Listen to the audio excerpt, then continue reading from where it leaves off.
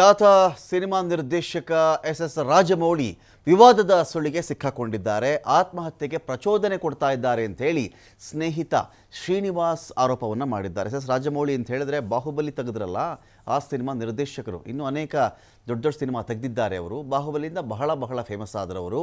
ಆ ನಿರ್ದೇಶಕ ಎಸ್ ರಾಜಮೌಳಿ ಇದ್ದಾರಲ್ಲ, ಇವರು ನನಗೆ ಆತ್ಮಹತ್ಯೆ ಮಾಡಿಕೊಳ್ಳುವಂತೆ ಪ್ರಚೋದನೆ ಕೊಡ್ತಾ ಇದ್ದಾರೆ ಅಂತ ಹೇಳಿ ಅವರ ಸ್ನೇಹಿತ ಶ್ರೀನಿವಾಸ್ ಆರೋಪವನ್ನು ಮಾಡ್ತಾ ಇರೋದಿಲ್ಲಿ.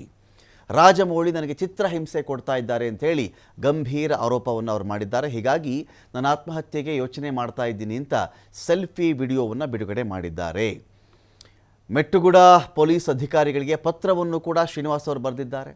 ಸೆಲ್ಫಿ ವಿಡಿಯೋ ಮಾಡಿದ್ದಾರೆ ಅವರು. ಪತ್ರ ಕೂಡ ಬರೆದು ಎಲ್ಲಿ ಹೋದರು ಅಂತಲೇ ಗೊತ್ತಿಲ್ಲ ಶ್ರೀನಿವಾಸರಾವ್ ಅವರು. ಇಲ್ಲಿವರೆಗೂ ಅವರ ಪತ್ತೆ ಆಗಿಲ್ಲ. ರಾಜಮೌಳಿ ಸ್ನೇಹಿತ ಶ್ರೀನಿವಾಸ್ ನಾಪತ್ತೆ ಸುತ್ತ ಸಾಕಷ್ಟು ಅನುಮಾನದ ಹುತ್ತಾ ಇದೆ ಇಲ್ಲಿ. ಈಗ ಯಾವ ಗೆಳೆಯರು ಇವರು, ಯಾವ ಕಾಲದಿಂದ ಈ ಥರ ಆಗ್ತಾ ಇತ್ತು, ಯಾವ ತರಹದ ಆತ್ಮಹತ್ಯೆ ಪ್ರಚೋದನೆ ಅಂತ ಅನೇಕ ಪ್ರಶ್ನೆಗಳಿದೆ ಇಲ್ಲಿ.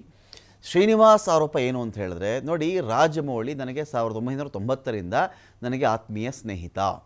ತ್ರಿಕೋನ ಪ್ರೇಮ ಕಥೆ ಇತ್ತಲ್ಲ ನಮ್ಮ ನಡುವೆ, ಒಂದು ಹುಡುಗಿ ವಿಚಾರಕ್ಕೆ ಒಂದು ಲವ್ ಸ್ಟೋರಿ ಇತ್ತು, ಟ್ರಯಾಂಗ್ಯುಲರ್ ಲವ್ ಸ್ಟೋರಿ ಇದು. ಈ ವಿಚಾರಕ್ಕೇ ಒಂದು ಮನಸ್ತಾಪ ಆಗಿಬಿಡ್ತು. ಒಂದು ಹುಡುಗಿಯ ಪ್ರೀತಿಯ ಕಾರಣದಿಂದಾಗಿ ನನ್ನ ಮತ್ತು ರಾಜಮೌಳಿ ನಡುವೆ ಒಂದು ಮನಸ್ತಾಪ ಬೆಳೆದು ಬಿಡ್ತಲ್ಲಿ. ನಾನು ಪ್ರೀತಿ ಮಾಡಿದಂಥ ಹುಡುಗಿಯನ್ನೇ ರಾಜಮೌಳಿ ಕೂಡ ಲವ್ ಮಾಡಿಬಿಟ್ಟಿದ್ರು. ಅವನಿಗಾಗಿ ಹುಡುಗಿ ನಾನು ಬಿಟ್ಕೊಟ್ಬಿಟ್ಟೆ. ಅವನಿಗೋಸ್ಕರ ಹುಡುಗಿ ಬಿಟ್ಕೊಟ್ಟಿದ್ದಲ್ಲದೆ ಇವತ್ತಿನವರೆಗೂ ನಾನು ಒಂಟಿ ಜೀವನವನ್ನು ಬದುಕ್ತಾ ಇದ್ದೀನಿ. ನಾನು ಬೇರೊಬ್ಬರನ್ನ ಮದುವೆ ಆಗಲೇ ಇಲ್ಲ.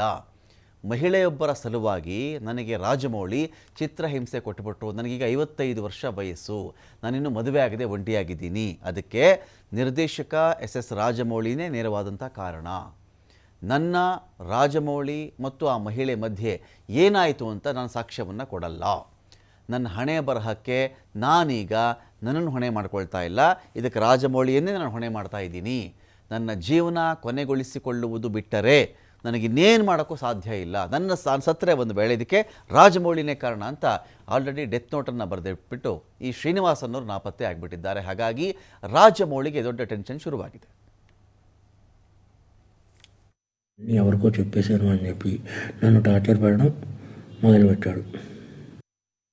India's number 1 director SS Rajamouli and Rama Rajamouli వల్ల నేను చనిపోతున్నాను. అందుకు సంబంధించి నేను ఇస్తున్న మరణ వాంగ్మూలం.